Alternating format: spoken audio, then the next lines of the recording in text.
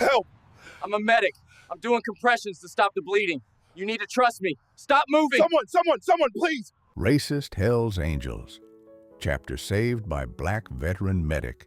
Entire organization changes 70-year exclusion policy.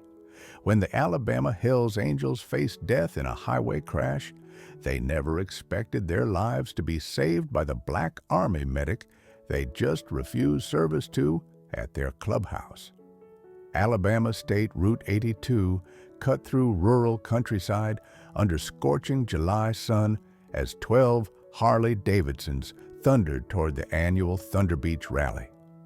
Confederate flags fluttered from chrome flagpoles while engines roared past cotton fields and abandoned farmhouses. The Crimson Tide, Hells Angels chapter, rode in tight formation, their patches proudly displaying symbols that had excluded black members for 70 years through unwritten rules that everyone understood but nobody officially acknowledged. Rebel Jake Morrison, chapter president at 45, had inherited leadership from his father who'd helped establish Alabama's most notorious biker stronghold. Jake's worldview was shaped by generational racism disguised as tradition and club standards that maintained white supremacy through selective membership criteria. Behind Jake rode 11 other members whose backgrounds ranged from construction workers to small business owners, united by motorcycle culture and racial exclusion that defined their brotherhood. They just left their Tuscaloosa clubhouse after refusing entry to a black veteran seeking information about motorcycle clubs for fellow service members. "We don't serve his kind," Jake had announced, to approving nods from members who saw racial purity as essential to organizational integrity. The veteran had left quietly, maintaining dignity despite obvious hurt and disappointment.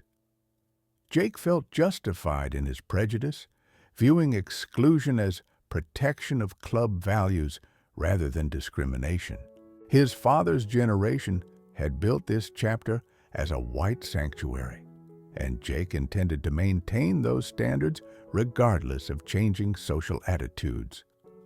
The semi-truck ran the red light at 3:47 p.m., T-boning the lead motorcycles and sending 12 Harleys into a devastating chain reaction crash that left Jake unconscious with internal bleeding, 3 members with compound fractures, and the rest suffering various degrees of trauma. The same black veteran they'd refused service to was first on scene, facing a choice that would define both his character and theirs. Dr. Marcus Washington had been driving home from his VA hospital shift when he witnessed the catastrophic collision. As an Army medic with 3 tours in Afghanistan, he automatically responded to mass casualty situations regardless of personal feelings about the victims. "Jesus Christ, it's that knit knocker from the clubhouse," groaned Tommy Blade Wilson, recognizing Marcus despite his own broken ribs and severe road rash. Marcus ignored the slur, focusing on triage assessment. Jake Morrison was unconscious with obvious internal bleeding, requiring immediate intervention to prevent death. Other bikers displayed varying degrees of trauma, compound fractures, concussions, lacerations, but Jake's condition was critical. "Don't let him touch me," whispered another member through bloodied lips. "Rather die than have his hands on me." Marcus faced the defining moral choice of his life: save the men who'd humiliated him hours earlier, or walk away and let bigotry face its own consequences. His military oath and medical training demanded he provide aid regardless of personal feelings, but human nature tempted him toward vindictive justice. "I'm a doctor and Army veteran," Marcus announced. I'm providing medical assistance until paramedics arrive. Marcus's strategy required triaging 12 patients with limited supplies while managing hostile victims who preferred death to accepting help from someone they considered racially inferior. He prioritized Jake's internal bleeding while directing conscious members to apply pressure to others' wounds. "Tommy, hold compression on Billy's leg wound," Marcus ordered with military authority that overrode racial prejudice through crisis management. "I ain't taking orders from," Tommy began, then saw Billy bleeding out and grabbed the makeshift bandage. Marcus worked systematically stabilizing Jake's airway, controlling hemorrhaging, checking for spinal injuries while coordinating with 911 dispatchers who confirmed paramedics were 20 minutes out due to rural location. "Why are you helping us?" asked Preacher Davis, the chapter's sergeant-at-arms, his voice weak from blood loss. "Because that's what medics do," Marcus replied, starting an IV line on Jake with equipment from his personal medical kit. "We save lives regardless of who needs saving." Marcus's plan was simple: keep everyone alive until professional help arrived, then leave before expressions of gratitude became awkward for people whose racism couldn't reconcile with owing their lives to the man they'd rejected. For 37 minutes, Marcus performed battlefield medicine on rural Alabama highway, stabilizing patients who would have died without his intervention. He successfully stopped Jake's internal bleeding through pressure techniques, splinted compound fractures, and managed head trauma symptoms while maintaining constant communication with emergency services. When paramedics finally arrived, they found organized triage with patients stabilized and prioritized according to medical protocols. "Doc, you probably saved 6 lives today," the lead EMT told Marcus. "These guys were dying when we got your call." Jake regained consciousness as he was loaded into life flight helicopter, his eyes focusing on Marcus's face with confusion and recognition. You stayed," he whispered through oxygen mask. "Couldn't do anything else," Marcus replied simply. As helicopters and ambulances departed with patients, Marcus stood alone beside twisted motorcycle wreckage, processing the emotional complexity of saving men who'd rejected his humanity hours earlier. Sometimes, the greatest test of character isn't how you treat people who accept you. It's how you respond to those who don't. Day 3. Jake survived surgery at Birmingham Medical Center, his life saved by Marcus's field intervention that prevented fatal blood loss. As he recovered, Jake wrestled with cognitive dissonance. The black man he'd rejected had risked legal liability and personal safety to save his life. Preacher Davis visited Jake's hospital room with updates on other members' conditions. "Doc says we all would have died without that, without Dr. Washington. Billy's leg was completely severed, only that tourniquet kept him from bleeding out." Jake stared at the ceiling, processing information that challenged every racist belief his father had instilled. He could have let us die, would have been justified after how we treated him. "That's what I keep thinking about," Preacher replied quietly. "Man showed more Christian charity than we've shown anyone different from us."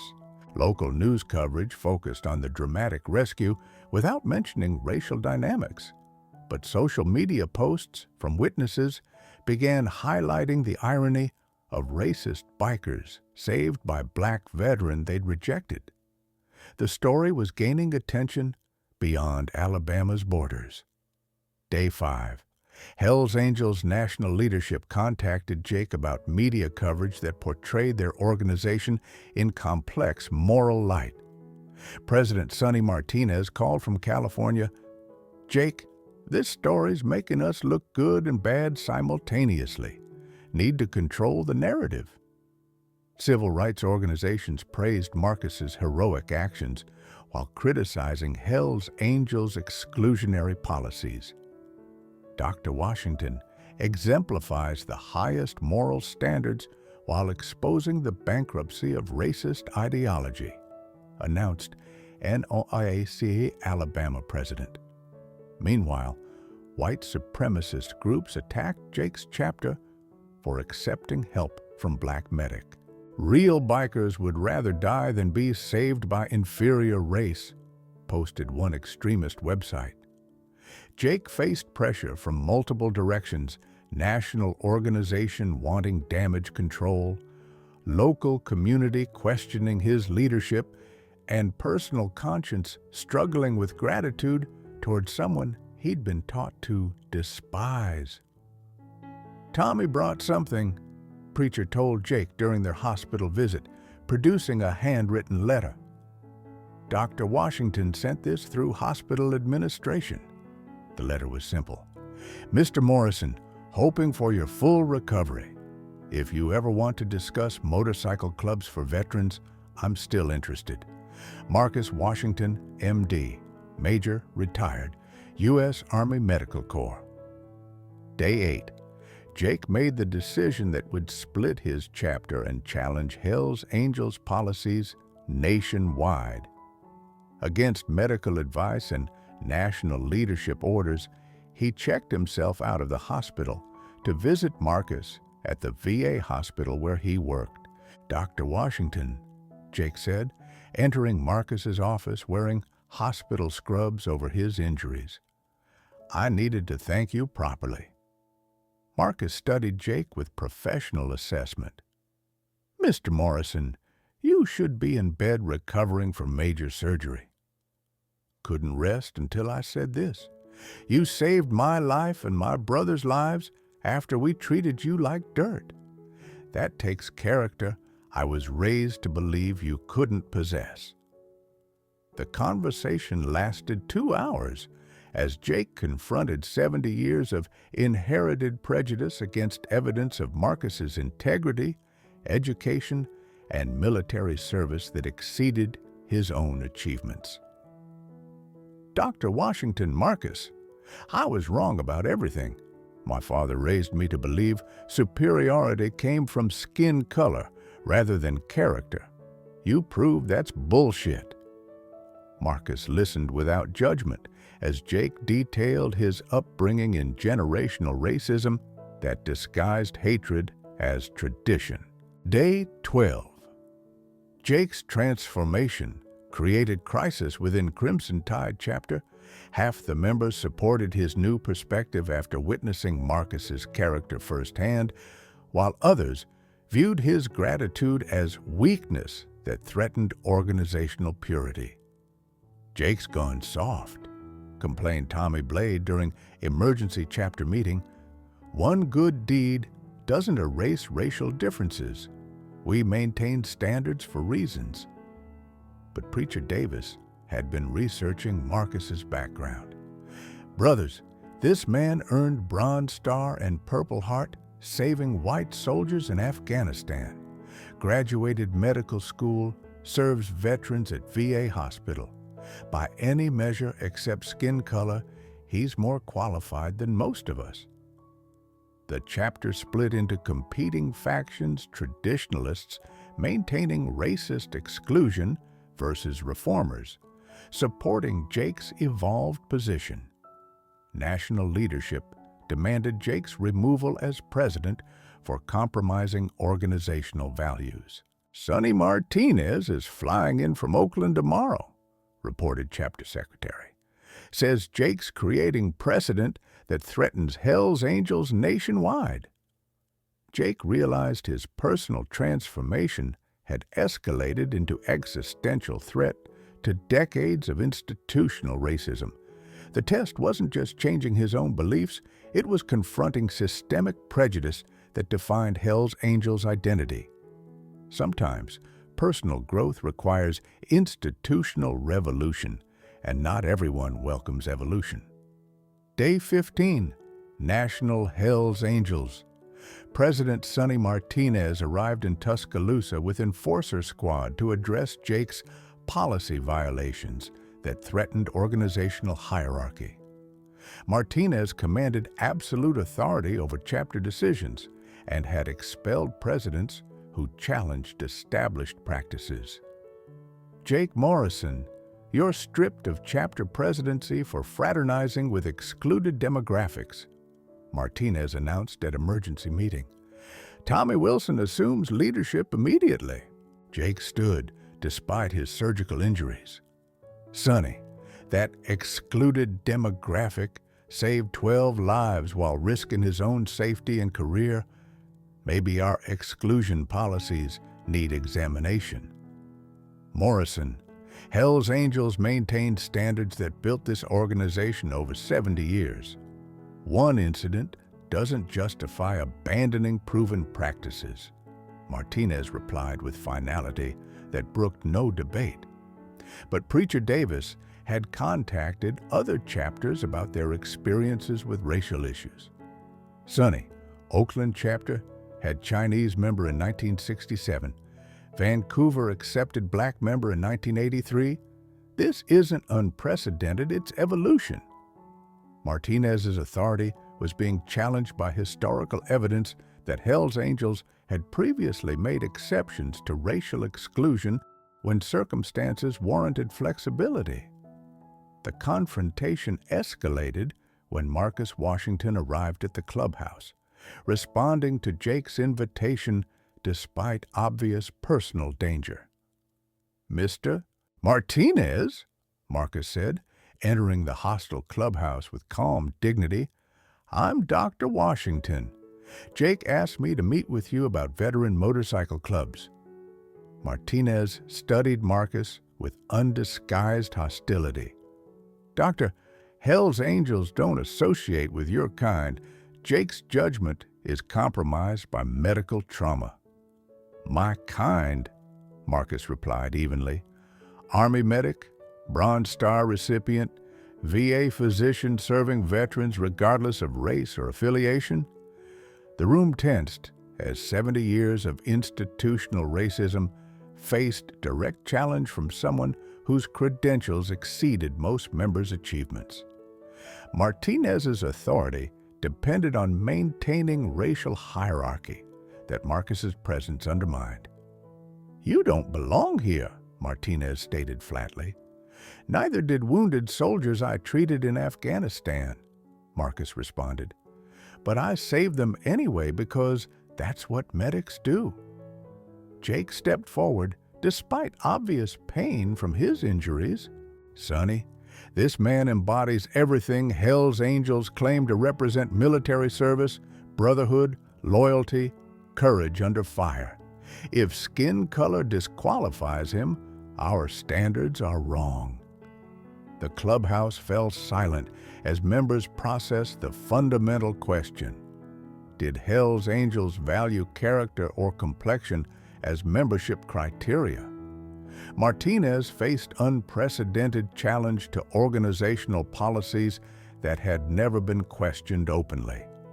Tommy Blade Wilson, newly appointed chapter president, made the decision that fractured Alabama Hell's Angels permanently. "Dr. Washington, you're not welcome here under any circumstances. Jake's been removed for compromising club integrity." But 6 members immediately stood with Jake in solidarity. "Tommy, we were there on that highway," announced Billy, still using crutches from his injuries. "Dr. Washington saved our lives after we treated him like garbage. That's more brotherhood than this club's shown us."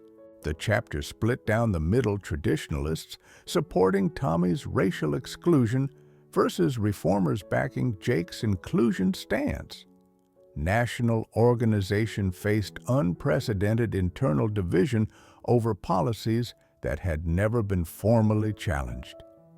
"This is civil war," Martinez realized as half the members walked out with Jake. 70 years of organizational unity destroyed by one incident. Marcus watched Hell's Angels tear itself apart over his presence, understanding that his simple request for information had exposed institutional contradictions the organization couldn't resolve. Sometimes the greatest battles are fought not against external enemies, but against the prejudices that live within our own hearts. Jake's faction formed independent motorcycle club called Brotherhood MC, with explicit welcome for qualified veterans regardless of race. Marcus became their first non-white member, bringing military credibility and medical expertise that enhanced, rather than compromised, organizational integrity. Martinez faced pressure from other Hells Angels chapters questioning racial policies that created negative publicity and internal division. California, New York, and Texas chapters reported similar conversations about exclusion practices that seemed outdated in modern America. Sonny, Jake Morrison's group is getting positive media coverage while we look like dinosaurs clinging to racist traditions, reported San Francisco chapter president. Maybe it's time for policy evolution. But traditionalist chapters threatened secession if national organization abandoned exclusionary practices. Martinez faced organizational fracture regardless of his decision about racial policies that had defined Hells Angels' identity for decades. National Hells Angels leadership convened emergency meeting in Oakland to address organizational crisis created by Alabama chapter split. Representatives from 47 chapters debated whether racial exclusion was essential tradition or outdated prejudice undermining group cohesion. Brothers, Hells Angels built reputation on maintaining standards, argued traditionalist faction. Abandoning racial criteria destroys organizational identity. But progressive chapters countered with practical arguments. Standards should measure character, not complexion.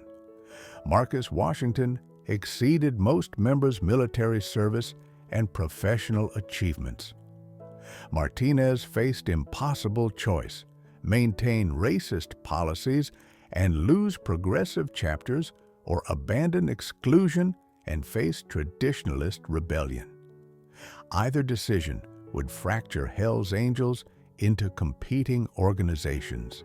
Jake testified via video link about Marcus's heroism and character, providing first-hand evidence that challenged assumptions about racial inferiority.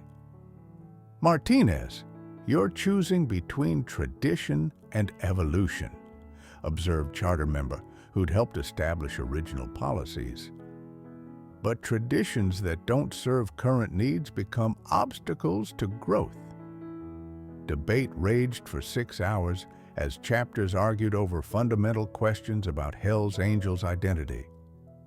Were they white supremacist organization disguised as motorcycle club or brotherhood united by values transcending race? Marcus's credentials created cognitive dissonance.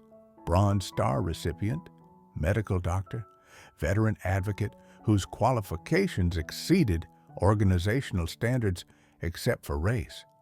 His character challenged assumptions underlying exclusionary policies. Brothers, announced Colorado chapter president, we've had unofficial black associate members for years. This policy change formalizes existing reality.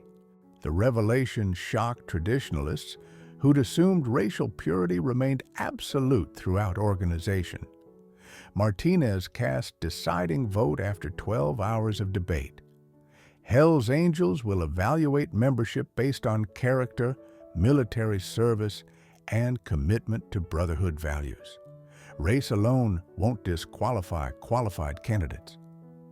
The historic policy change passed by narrow margin, 25 chapters, supporting inclusion, 22 opposing. Traditionalist chapters immediately announced secession, forming separate organizations maintaining racial exclusion.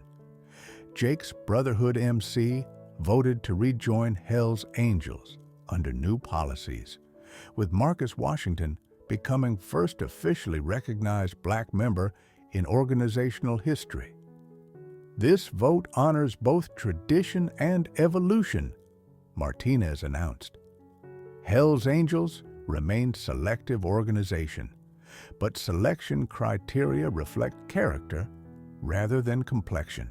6 months later, Marcus Washington was officially patched as Hell's Angels member in ceremony attended by veteran advocacy groups, civil rights organizations, and media, covering historic organizational transformation. Dr. Washington, you didn't just save 12 lives on that highway, Jake said during the ceremony. You saved our souls by showing us character transcends color. Marcus's acceptance speech focused on military service and veteran advocacy, rather than racial significance. I joined Hell's Angels because they support veterans like me, not because of any symbolic importance. The organization lost 15 chapters to secession, but gained credibility with veteran communities, law enforcement, and public opinion that had criticized their exclusionary practices. Jake resumed chapter presidency with Marcus, serving as road captain, their friendship symbolizing personal transformation that enabled institutional change. Hell's Angels membership became more diverse as qualified veterans of all backgrounds applied for acceptance previously denied by racial policies. Marcus Washington established veteran medical clinics at several chapter clubhouses, providing health care services to underserved military communities. Media coverage shifted from criminal organization stereotypes to stories about veteran support and community service. Traditional chapters maintaining racial exclusion formed separate organizations but lost public support and membership as younger veterans rejected discriminatory practices. 5 years later, Hell's Angels included members from multiple racial backgrounds while maintaining selective membership standards based on character and service rather than complexion. Marcus Washington became National Medical Coordinator, establishing healthcare programs that served thousands of veterans annually. They learned that true brotherhood transcends superficial differences, that measuring people by character rather than color creates stronger organizations serving higher purposes. Sometimes the greatest courage isn't charging into battle, but admitting you've been wrong and changing accordingly. Sometimes the greatest courage isn't charging into battle, but admitting you've been wrong and changing accordingly.